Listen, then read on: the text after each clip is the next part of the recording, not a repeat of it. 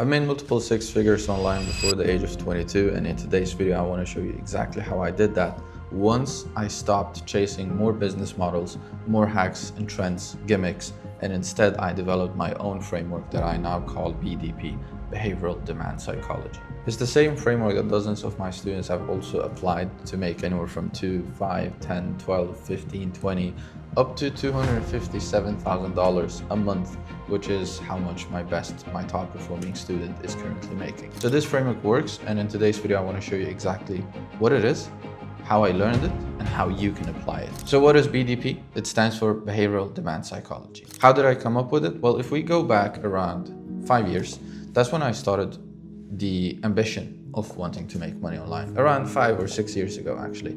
I was 17, 18, and I started reading more about entrepreneurship, watched YouTube videos, probably like you have been doing now for the last 6 to 12 months or so, jumping from one business to the other. Last time I counted, I failed more than 14 of them. I did NFTs, crypto trading, I looked into real estate, I tried selling kitchen knives, like buy them in and then sell them. I tried dropshipping twice, all of those things, right? But none of it worked. And I was just telling myself, how is none of this working? I was the hardest working person I would know. I stopped playing video games. I stopped going out with my friends. I stopped watching movies, series. I did nothing. The only thing I did was I would go up, I would play football, I would go to school, high school, and then I would study every single second I would get the chance. I would be watching YouTube, I would be reading and learning and applying and doing stuff so I could start making money online. But the thing is, I never had a system. I never had something fundamentally that was in place to actually make me money. I was just chasing the next thing and the next thing and jumping from one thing to the other because nothing was actually working. Until I almost gave up at the age of 19. Last year of high school, I was just thinking, okay, maybe this is not for me. I will just, become a lawyer or an accountant and just do regular stuff, become a normal person, which I hated. I didn't want to do that. I felt like my potential was so much more. I felt like I could actually do something with my life and not just, be in a cubicle for 40 years. So that wasn't fun. However, I saw this just one last thing online.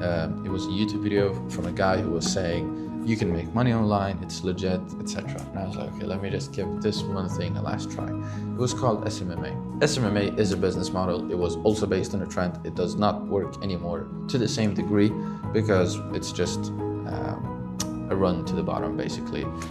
However, I did make my first dollar online 6 weeks after I started my SMMA journey. I ended up investing into a mentor for $2,000. I didn't have $2,000. I took out a loan on my dad's name to finance that. I was that desperate. I just did not want to go to uni or college and just go that regular path. I really wanted to make money online and build a business and become rich at a young age. So out of desperation, that's what I did. $2,000. I gave it to the mentor. It was helpful as a beginner. It was super helpful, not gonna lie. Courses are not always scams. However, they were selling a business model, a trend. So I was still reluctant to that. I was still reluctant to applying their strategies. It was about just, using this one simple hack on cold calling or DM them this exact thing and it will work. So I was a bit reluctant and I did all of that. I had to pick a niche and research a niche, etc., etc. It took me weeks of procrastinating and overwhelmness. I was learning a lot, taking on a lot of information until I landed my first client by accident, by not following what they said, to be honest. I'm not trying to discredit them. They were actually super helpful, okay? However, I landed my first client by accident, and then my second, and then my third. And then I ended up scaling I made my first 10K month 14 or 18 months later, if I'm somewhere around there. Then I ended up scaling it to 20K months, that same agency, and ever since I've not been making less than, 5 figures a month. That's me. However, I'm gonna tell you exactly how that happened. I wanna tell you exactly what clicked, what switched, and that's what I call now today BDP, Behavioral Demand Psychology. I didn't know it back then, but I know it now, and it's actually, I've just reverse engineered it. And it's a step-by-step framework. It's 4 simple steps that you can follow and apply to hopefully have a similar journey, if not easier and faster. Before we start with any of the 4 steps, I actually want to tell you to unlearn and stop listening to what you have heard before. Picking a niche, a lie. Chasing business models, a lie. Doing niche research, a lie. Stop doing these things, okay? Not until you unlearn those things will you be able to apply this, okay? Because this is the contrary. It's not about picking niches. It's not about doing niche research. It's not about chasing a business model, a hack, or a trend, okay? This is about real business fundamentals, and they fucking work because it's with human psychology, okay? So now let's go to step number 1. The first thing you need inside of a business, for a business to work and work long-term and be scalable and have something you can rely on and not just a quick make money thing for 2 months, this needs to be in place. It's called demand. I know, crazy, right? But let me actually explain, because most people I feel like are forgetting it because of the 3 things that I mentioned earlier. They're chasing business models, picking niches, and doing niche research. All of that is bullshit. The only research you have to do, the only thing you need to do is look around or ask AI. AI is great at this. You can use Manus, and you can ask Manus something similar to this. I want to start a business. Help me find a problem that people are willing to pay a lot of money for, so then I can provide them my service and charge them money for that. I want to use my own skills, knowledge, expertise, and interests to find that problem and build a solution for it. Maybe that was overwhelming, so I'm going to explain how that happened, why that's a thing. When you're solving a problem, that's when people are going to pay you. That's how money works. As an employee, as an entrepreneur, you solve a problem, people pay you money. If you go to the car repair shop, they are going to fix your car, therefore you give them money. You had a problem with your car, they pay you money, right? You pay them money. That's how it works. Everything. This chair solves a problem. I want to sit somewhere, therefore I buy it. Simple, right? So you need to find a problem that you can solve. But hey, whoa, I'm a beginner. I don't know what to solve. I don't know what problems I can solve. I don't have any skills. I don't have anything. That's completely fine. Most people think that they don't have any skills, and even if you don't, it's again completely fine. It's a part of being a beginner. It's a part of the journey. We learn and then we become good at something, okay? And it's super easy to become good at something nowadays. If you just sit down for a weekend, you will learn about one thing more than 99% of others do. So for example, you find a problem, let's say you're super interested in tattoo studios, okay? You're a tattoo guy, you have a bunch of them, and you just like and love tattoos. Or maybe you like and love football, okay? And you know a lot about football players and what they go through and what they struggle with. So you manage to find this one problem that you can solve by selling a service, not a product. Don't start selling products. They cost money. You need manufacturers, you need supply. It's so hard to start with products, okay? It's much harder. Don't do that. If that's what you actually want to do it in the future after you've made some money, you've saved up some capital, you've gained some experience. That will then make that product game a lot easier, okay? So services you can sell today. It's just your time. It's much easier. It's much more profitable. So sell a service. Find a problem where you can solve then with your service, with your time, with your expertise. Maybe you don't have the solution yet, which is step number 2. After step number 1, you found a problem that people are willing to pay a lot of money for. Again, you can use AI for that, Manus. You go to step number 2, which is finding and building a solution. Don't build the entire solution. You're not gonna do that, and you're not gonna need to do that. That's mistake number 1. You build a solution after you land your first client. You build a solution for that client. That's how you build a good solution. If you sit in your room and try to build a solution, you will just be guessing, which you don't want to do, because your guess will most likely not be super accurate.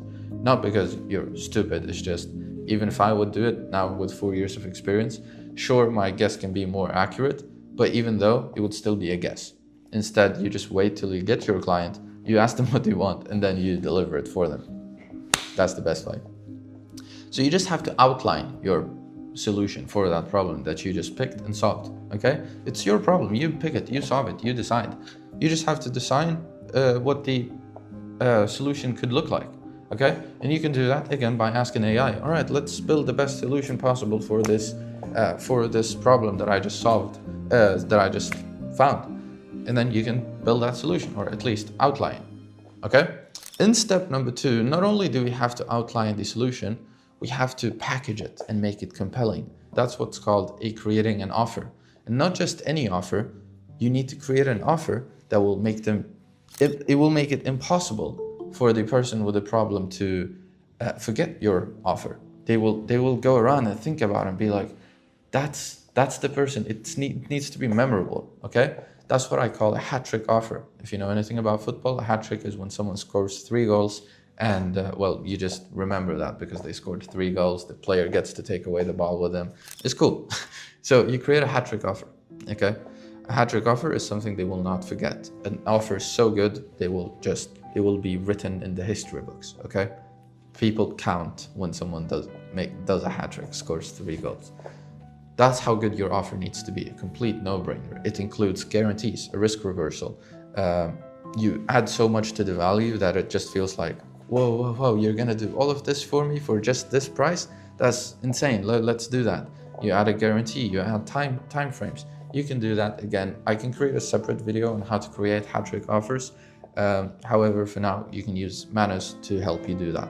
Tell Manus, hey, create me a 10x, a no-brainer, insane offer for this problem and this solution that we just built together. There you go. Now you'll start building your offer so you have something to actually present to someone, which is step number 3. Step number 3, well, now you've found a problem. You've priced it, created an offer, packaged it into a really good way, which was step number 2. Step number 3 is, well, no one knows about it, right? No one knows about anything that just happened. You were sitting with your laptop with AI and you were doing all these things. Now you just need to make people aware of the thing. And how can you make people aware, you may be asking? Well, you can call people, you can text people, you can email people, you can post on social media, you can run ads, you can do events, in-person events, you can do online events, you can join communities, you can create communities, you can do all of these things. You can do one of them, you can do 2 of them. There is no right or wrong way. This is the beauty behind behavioral demand psychology. As long as those steps are in place, the first and second step are in place and you did them correctly, your offer is actually insane and you're solving a problem people actually want solved, you will be making money. How you do step number 3 does not matter. Pick one way that you would like or enjoy the most, or that is most interesting or compelling to you. Go for it, try it out. If you don't like it, you can go to the next way. You can change strategy. No one cares. Your only job is to make more people aware of your thing, okay? If you let 10,000 people know about your offer, some of them will show interest. They will ask you questions. They will want to text you. They will want to DM you. They will want to call you. They will want to email you. They will want to jump on a phone call with you or a voice or a video call. Offer them one of those solutions or more of them. The easier you make it for them to text you and get in touch with you, the better, right? Just makes sense. Again, this is the thing about BDP, behavioral demand psychology. It's based on demand and it's based on psychology. It's just logical thinking. If you can think logically, which you probably can because you're a smart man, then you can apply this. And that's the beauty of it. It's not about a trend. It's not about a hack. Stop listening to those things. It's not about picking a niche. It's not about, it just annoys me. So just make more people aware of your thing. And that's a daily job you do on a daily basis. You never stop doing it. You never stop. As soon as you stop, well, again, if we think logically, if you stop letting more people know about your thing, are you gonna make money? No, because at the end of the day, after X amount of days or weeks, you will run out of people who know you and they will forget about you. So therefore you don't exist anymore in their life. You don't exist as a viable solution to their problems. Makes sense, right? So our job is to always make sure people are aware of us. Doesn't matter if it's just start with 100 a day. If you can make 100 people aware of you a day for a year, I don't know what the math is, but 36,000 something. Yeah, that must be. Yeah, 36,000. There you go. That's a lot of people. You will make money. That's it. And step number 4 is make it easy for them to actually buy from you. That's what step 4 is. That's the 4-step process. It's called BDP. It works. If you want to watch a case study of me breaking down how one of my students actually applied this and followed BDP himself, found a problem, built a solution, marketed or advertised, which is step number 3, and then started making money from it. I will link the video somewhere here. I don't know exactly where it's going to show up, but you can watch that video next. It will be a breakdown of exactly how one of my students applied BDP. So maybe that will help you apply it for yourself as well.